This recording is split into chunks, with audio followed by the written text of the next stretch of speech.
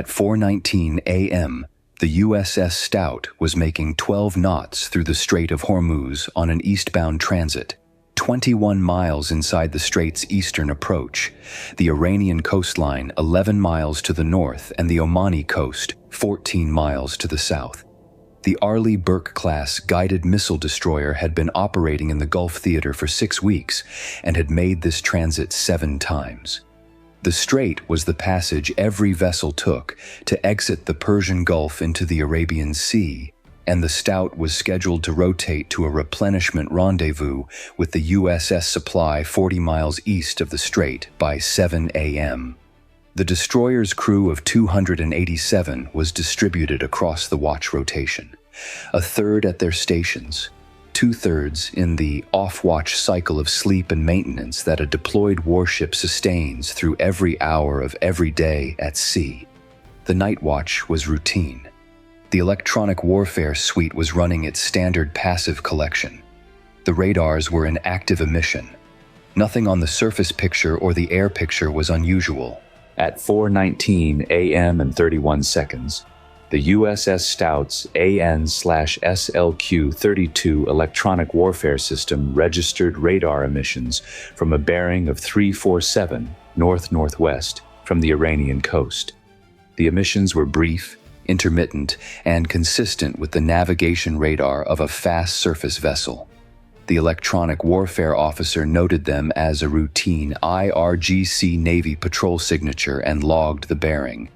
At 4:19 a.m. and 52 seconds, the radar track resolved on the Stout's own surface search picture. 2 contacts, bearing 347, range 11 miles, closing at high speed. At 4:20 a.m. and 7 seconds, additional tracks appeared on the same bearing. 4 more contacts, slightly slower, slightly farther. The radar picture at 4:20 a.m. and 30 seconds showed 8 surface contacts on a south-southeasterly heading toward the Stout's position. Then the picture changed. The air search radar acquired 2 contacts at low altitude from the same bearing at 4:20 a.m. and 44 seconds.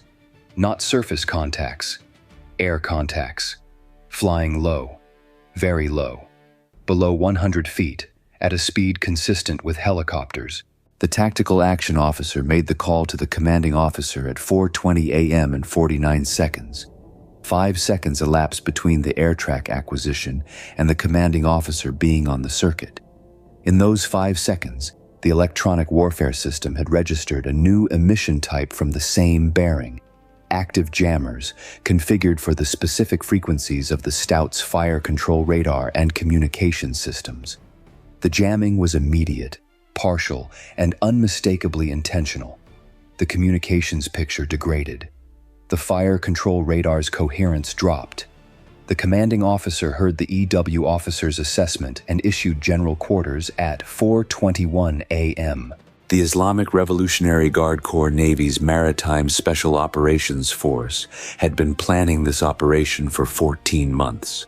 Its concept was audacious in a way that distinguished it from every other IRGC operation in the conflict. Not a missile strike or a drone swarm or a mine deployment, but the physical seizure of an American surface combatant in international waters. The operational logic was not about the destruction of the Stout. It was about the capture. A seized American warship, its crew as prisoners, its classified systems accessible, its physical presence on Iranian national television, would produce a political crisis of a magnitude that no kinetic action in the conflict had yet achieved. The IRGC's political assessment, reviewed at the highest levels of the command, had concluded that the capture of an American warship would generate sufficient domestic and international pressure to force a negotiated cessation of epic fury on terms favorable to Iran. The strategic logic was coherent. The operational plan to achieve it was, in its own terms, well designed. The 2 helicopters were IRGC Navy AS-565 Panther medium utility helicopters, each carrying 14 IRGC Marines Special Operations personnel in fast rope assault configuration. their personal weapons stripped to the minimum loadout compatible with a shipboarding operation, and their communications equipment configured for the close quarters coordination that a simultaneous multi-point ship assault required. 28 operators in total. The plan called for simultaneous fast rope insertion onto the Stout's bridge wing and flight deck from both helicopters, while the 8 surface fast attack craft closed from the north to provide fire suppression against any defensive response the destroyer mounted. The jamming package on a dedicated electronic warfare boat was designed to prevent the Stout from communicating with other American forces for the 90 seconds that the planners had assessed as necessary to complete the insertion and secure the bridge. 90 seconds of communications blackout, followed by a boarding team in control of the bridge, followed by a hostage situation that the American military would not be able to resolve by force without risk to its own crew. The plan had one catastrophic flaw. It required that the Stout not know the operation was coming before the helicopters were within fast rope range. The jamming needed to activate after detection would no longer matter. The surface element needed to be inside the effective engagement range of the Stout's weapons before the destroyer could bring them to bear. The helicopters needed to reach the ship's superstructure before the crew could respond to the threat they represented. None of those conditions existed at 4:21 a.m. The Space Force infrared constellation had registered the departure of 2 helicopter-sized thermal signatures from the IRGC Navy's Bandar Abbas coastal helipad at 3:51 a.m., 28 minutes before the jamming activated. The departure of IRGC Navy helicopters from Bandar Abbas at 3:51 a.m. was not, by itself, an alert condition. IRGC Navy helicopters flew routine patrols. What was an alert condition was the simultaneous departure of 8 fast attack craft from the Bandar Abbas fast attack pier at 3:52 a.m. on a heading that the Space Force tracked data, cross-referenced with the USS Stout's projected position at 4:19 a.m., placed directly at the destroyer's anticipated position in the strait. The cross-reference was completed at 4:04 a.m. The alert reached the 5th Fleet Operations Center at 4:05 a.m.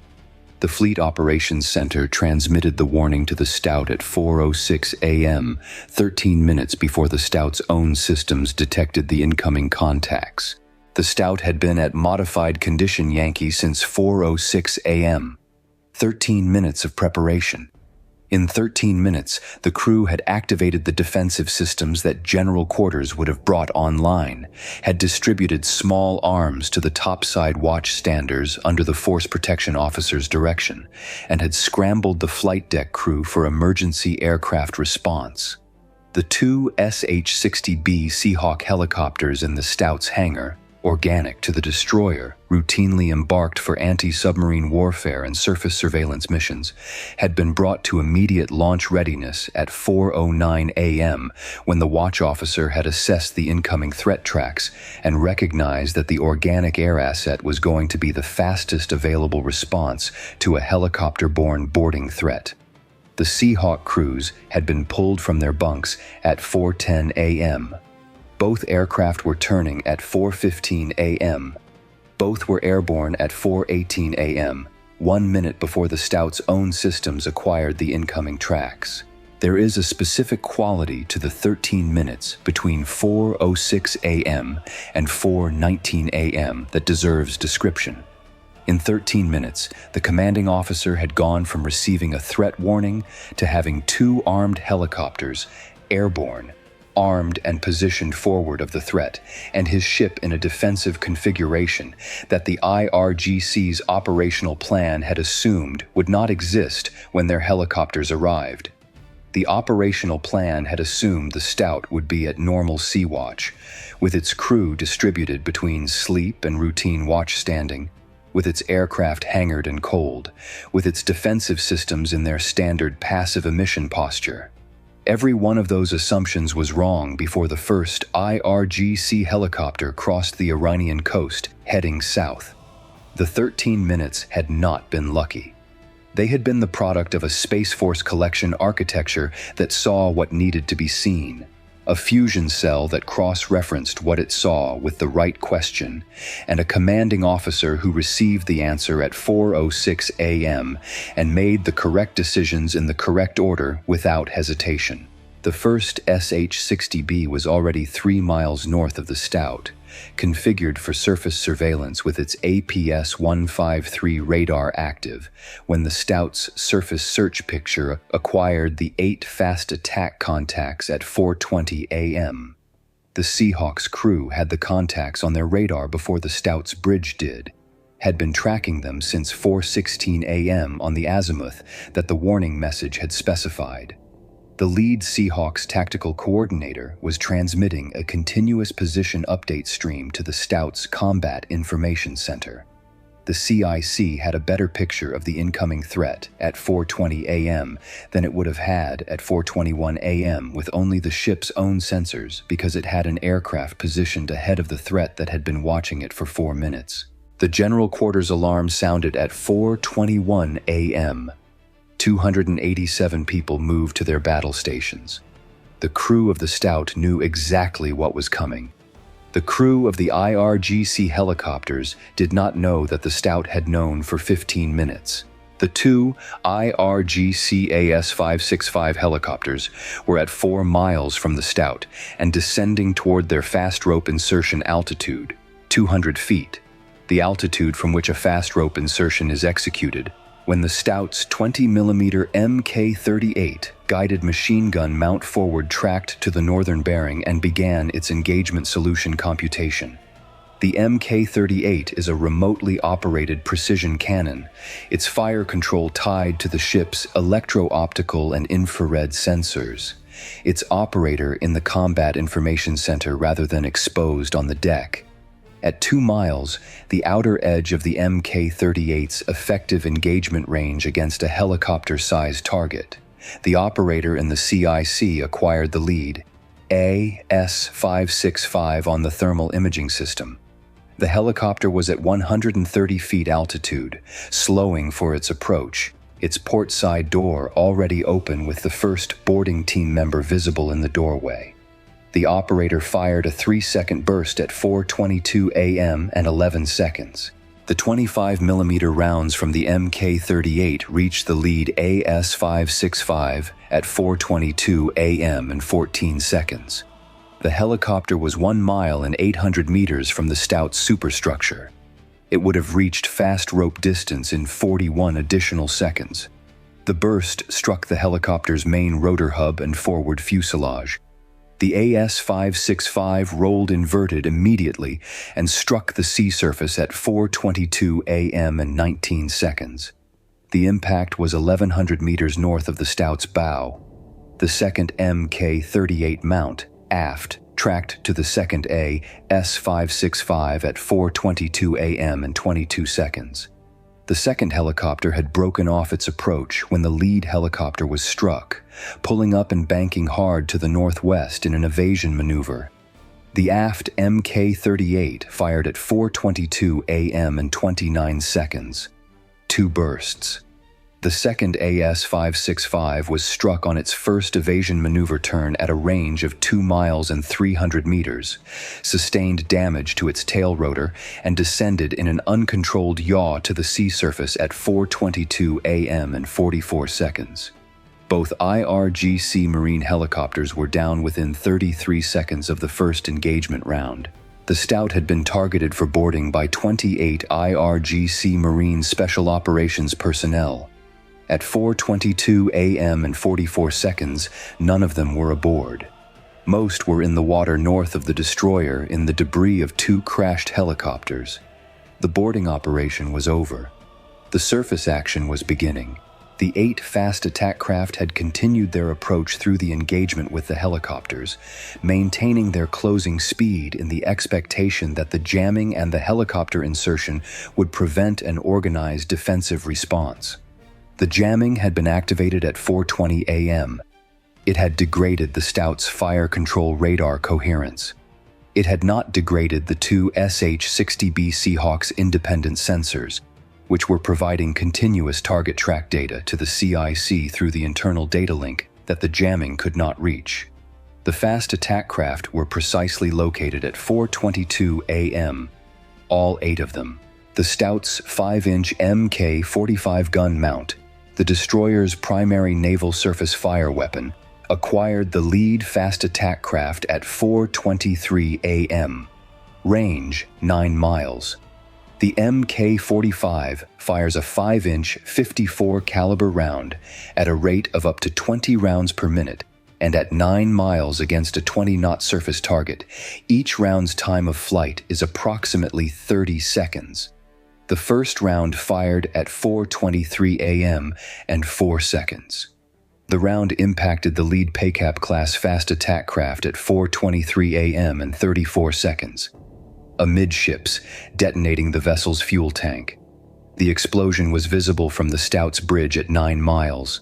The gun shifted to the second contact. The first SH-60B Seahawk, having completed its early warning roll, had been armed at 4:09 a.m., not for anti-submarine warfare, its primary configured loadout, but with the AGM-119B Penguin anti-ship missiles from the alternative weapons loadout that the commanding officer's force protection officer had specified when he pulled the flight crews at 4:10 a.m.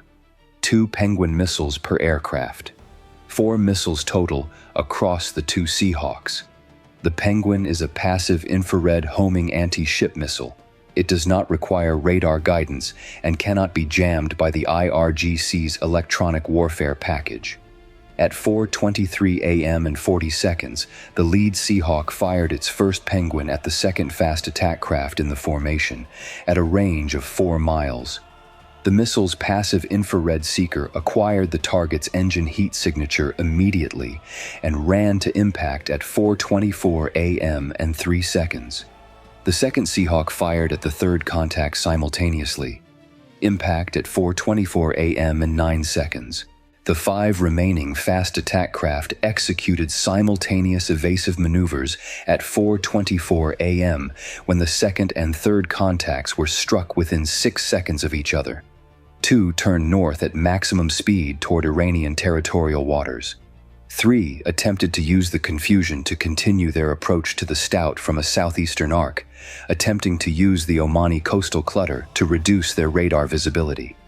The Stout's Mk-45 shifted to the 3 southeastern contacts. The Seahawks pursued the 2 northbound contacts with their remaining Penguin missiles. The northbound contacts were struck at 4:26 a.m. and 4:27 a.m. respectively. The 3 southeastern contacts were engaged by the Mk-45 and by 25mm fire from the Mark VI patrol boat, USS Firebolt, which had been operating 8 miles south of the Stout and had accelerated at 4:06 a.m. when the warning was distributed, reaching an intercept position south of the Stout by 4:23 a.m. The Firebolt's gun crew had the 3 southeastern contacts on their surface search radar and engaged the closest at 4:25 a.m., 800 meters from the Firebolt's hull. All 3 southeastern contacts were neutralized by 4:28 a.m.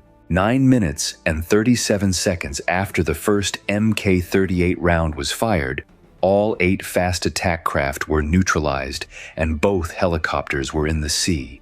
28 IRGC Marines Special Operations personnel had been committed to the boarding operation.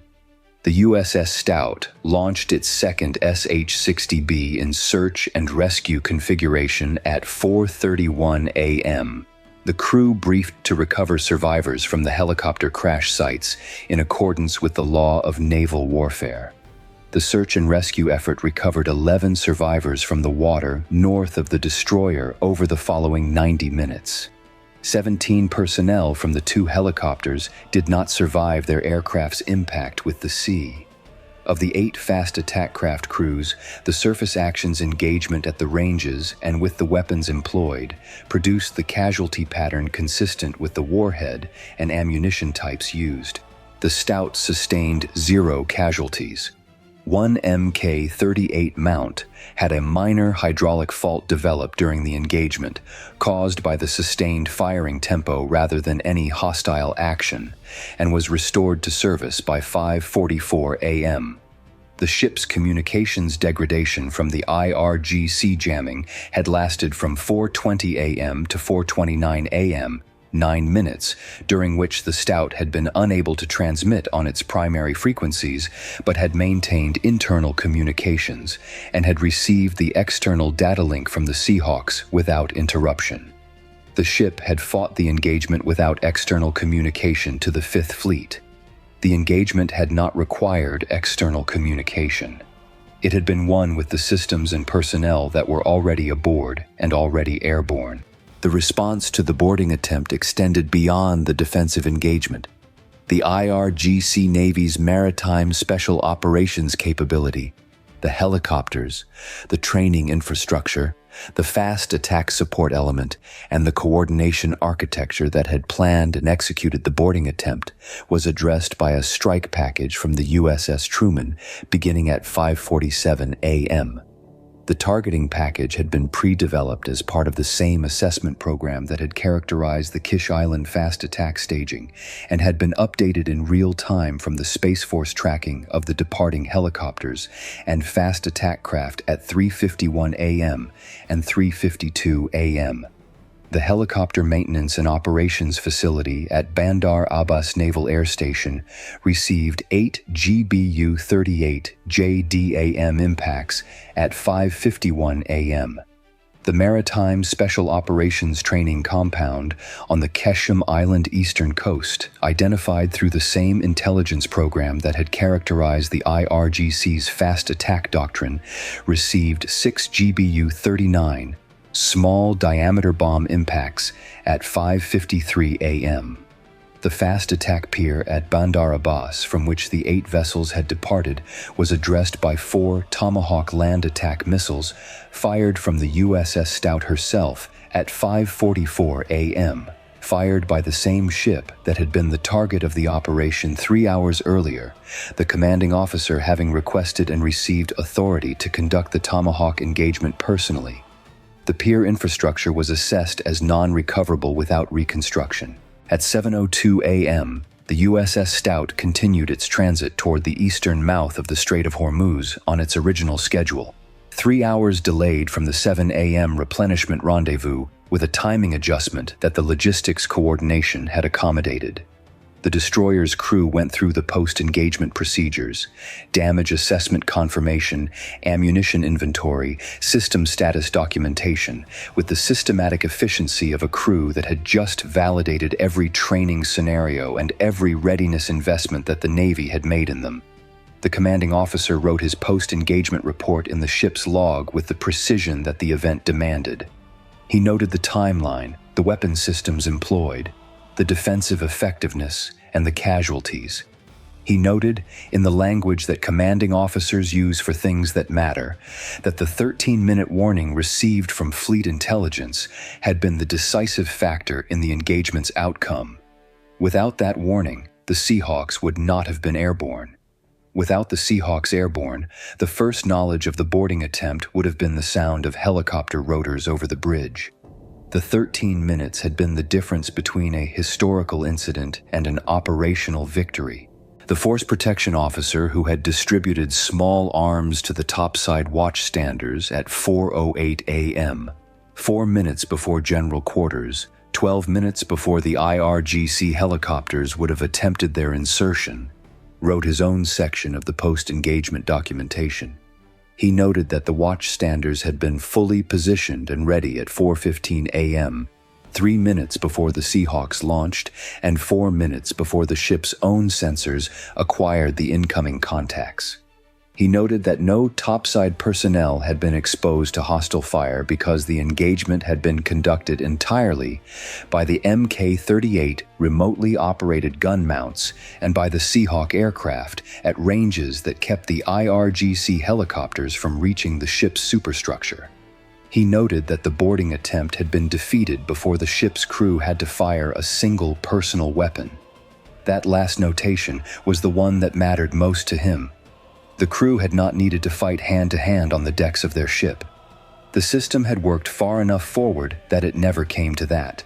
In the waters north of the Hormuz, The debris of 2 AS-565 helicopters and 8 fast attack craft was settling into the Gulf's shallow eastern basin. The 11 IRGC Marine survivors who had been recovered were aboard the Stout in the care of the ship's medical officer. The USS Stout was transiting toward its replenishment rendezvous. The Strait of Hormuz was open. The American warship that had been targeted for capture had not been captured and would not be. The operation that had been 14 months in planning had lasted 9 minutes and 37 seconds from first engagement round to last neutralized threat. In the calculus of maritime warfare, the most decisive advantage is not firepower. It is the 13 minutes between knowing and not knowing.